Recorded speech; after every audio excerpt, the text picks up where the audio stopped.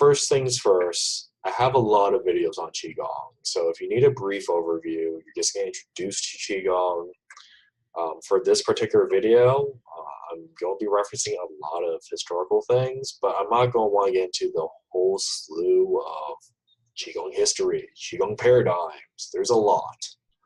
So please look up those videos of a brief overview of Daoist Qigong, Buddhist Qigong, Confucian Qigong, and what is Reiki. Those 4 videos are going to cover specifically a lot of the content for what we're going to be talking about in this video. You may even want to check out also yoga versus Qigong, because it'll make more sense when we get into a Buddhist conversation later on. But really, those I would recommend be the videos you watch. They're about 10 minutes each. They're not really short videos whatsoever, because I get into a lot of information. And when you're comparing Reiki versus Qigong, it's a lot of information.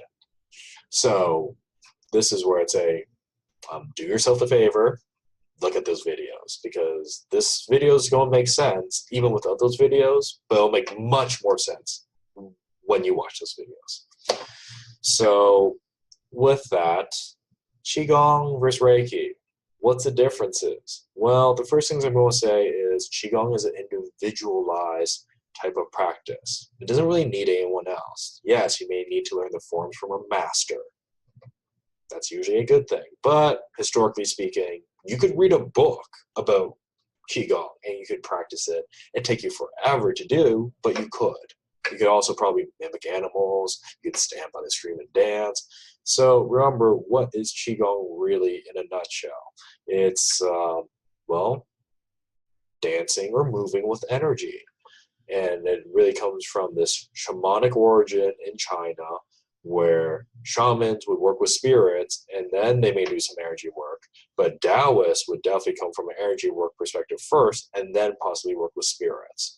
Mainly because, the Daoists were like, we don't want to talk to spirits. That's not our thing. We like to work on ourselves. We like to have physical immortality, longevity, whatever it is. Different goals for different Daoists. Very key point. So really, from a Taoist perspective, you're primarily working with your body first. You have the goods always. You are the microcosm and macrocosm all at once. So to work with energy is to work with your own psyche. Whereas if you work with spirits, they're outside of yourself. Yes, we can get into a whole spirit energy debate of things, but I generally will say Taoists work with energy work first, and then spirits second, if that's even a thing they're even considering. Now that said, Chinese culture usually combines both at some point. So with that Qigong origin being one step away from shamanism and being more in an energy realm of things, now we get into those conversations of, what is energy? All that type of stuff. What is Qi? And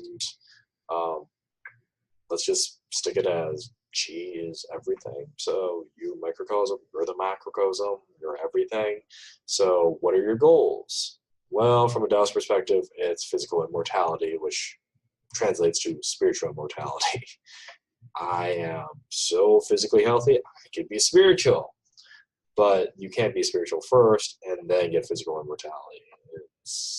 They usually cross hairs there. A Taoist is very remembered. They may be one step away from shamanism, but they are coming from an earth perspective of, let me see the goods in this life. Let me work with what I have physically right now. And then you have the Confucian school of Qigong, which is very similar. They're very relationship-based or emotionally based. The Taoists are a little more materially based, even though most people would say, well, no, Taoists are very spiritual. Sure, but they respect the physical realm, and they don't view a difference between the physical realm and the spiritual realm. Neither does a Confucian. So at that point, now we move into more of the Buddhist Qigongs, and that's a much later history. This is like Han Dynasty type of school of thought. So you've already had Warring States era, you've already had the Qin Dynasty, you've had the Zhou Dynasty before your Warring States era. Like, you've had a lot of time pass to codify Chinese thought, and then Buddhism comes as a late runner, saying, hey, we have things you guys don't have. which Chinese people are like, what don't we have? We have, relationships, we have physical stuff, we have ancestors, we have this whole political system and spiritual system around us that celebrates physical life. And the Buddhists say, well, have you considered why bad things happen to you? And did you know there's an afterlife, but it's more sophisticated than what you know? And the Chinese people are like, oh, okay. And that's when Buddhist Qigong kicks in. And that's when you see the chakras kick in into Chinese culture, specifically with Buddhist Qigong. So with that element of understanding now that you primarily have these schools of thought coming from a certain perspective, what are the main summary points of Qigong that we will always say are Qigong? 3 dantians, representing heaven, man, and earth. 3 planes. 3 planes of existence. 3 cauldrons. There's many names for them, but it basically is heaven, man, and earth. Material, emotions, spirit. So you have that. And then you have the 12 meridians, which is the 12 rivers in China.